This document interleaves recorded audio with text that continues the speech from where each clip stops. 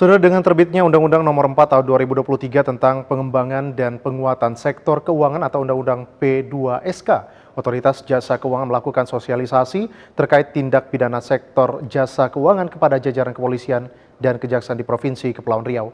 Hal tersebut sebagai langkah awal dalam menyamakan pemahaman terkait tindak pidana di sektor jasa keuangan.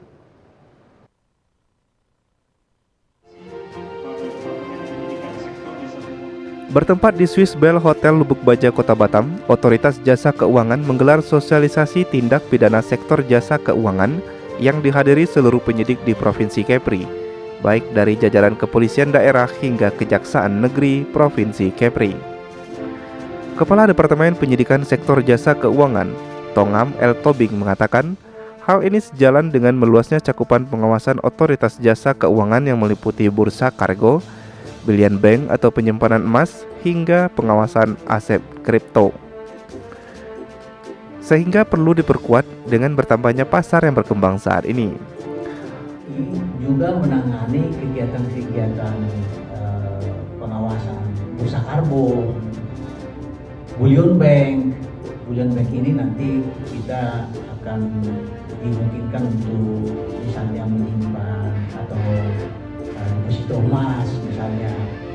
Kemudian pengawasan aset kripto, aset keuangan digital, dan juga perkembangan inovasi teknologi sektor keuangan.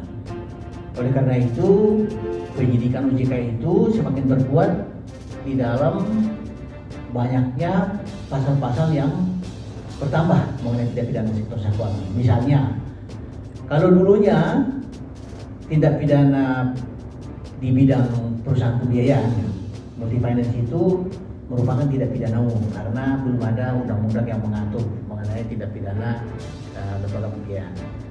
Sekarang di dalam undang-undang P2SK sudah ada, jadi merupakan tindak pidana sektor jasa keuangan. Demikian juga tindak pidana di bidang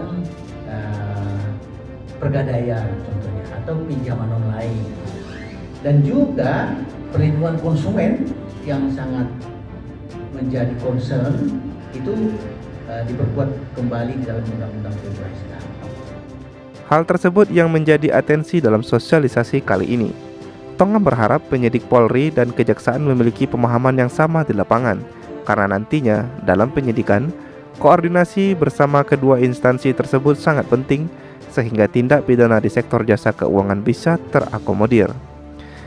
Hingga saat ini, OJK telah menyelesaikan berkas 115 berkas sejak tahun 2016 yang didominasi oleh tindak pidana perbankan di Indonesia.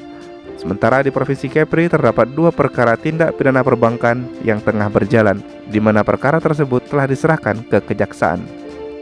Demikian Putri Yulanti Amini melaporkan dari Batam.